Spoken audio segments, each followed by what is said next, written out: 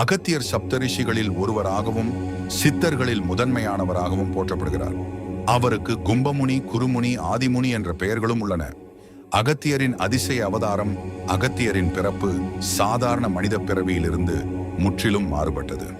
தாரகன் என்ற அரக்கன் கடும் தவம் செய்து கடலுக்குள் சென்று ஒளிந்து வாழும் வரத்தையும், ஒரு குடம் அளவு உள்ளவரால் தான் அவன் வதம் செய்யப்பட வேண்டும் என்ற வரத்தையும் பிரம்மனிடம் பெற்றான். அந்த வரத்தால் மிகுந்த திமிர் கொண்ட தாரகன் உலகை அச்சுறுத்தத் தொடங்கினான். இதனால் தேவர்கள் மிகுந்த சிரமத்திற்குள்ளாகினர். உலக மக்களை காப்பாற்றுவதற்காக இந்திரன் பூலோகத்துக்கு வந்து தாரகனை அழிக்க முனைந்தார். ஆனால் தாரகன் தன் வரத்தை பயன்படுத்தி கடலுக்குள் ஒளிந்து கொண்டான். அப்போது மித்திரரும் கும்பத்திலும் வருணன் தண்ணீரிலும் வீரியத்தை சேர்த்தனர். அந்த கும்பத்தில் இருந்து அவதரித்தவர் தான் அகத்திய முனிவர். தண்ணீரிலிருந்து அவதரித்தவர் வசிஷ்ட முனிவர். கும்பத்தின் அளவு மட்டுமே உடைய அகத்தியரிடம் தேவர்கள் சென்று தாரகனின் கொடுமைகளை சொல்லி அவனை அழிக்க வேண்டும் என வேண்டினர்.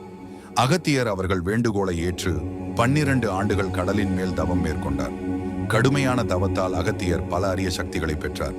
பிறகு இந்திரனுடன் இணைந்து தாரகனை அழிக்கச் சென்றார். தாரகன் மீண்டும் கடலுக்குள் ஒளிந்து கொண்டான். ஆனால் அகத்தியர் தனது தவ வலிமையால் முழு கடல் நீரையும் குடித்து விட்டார். இதனால் இந்திரன் கடலுக்குள் சென்று தாரகனை அழித்தார். இதன் பின் அகத்தியர் மீண்டும் கடல் நீரை திருப்பிவிட்டார். அகத்தியர் சிவபெருமானிடமிருந்து தமிழை கற்று தமிழ் மொழிக்கு ஆதாரமான முனிவராக திகழ்ந்தார்.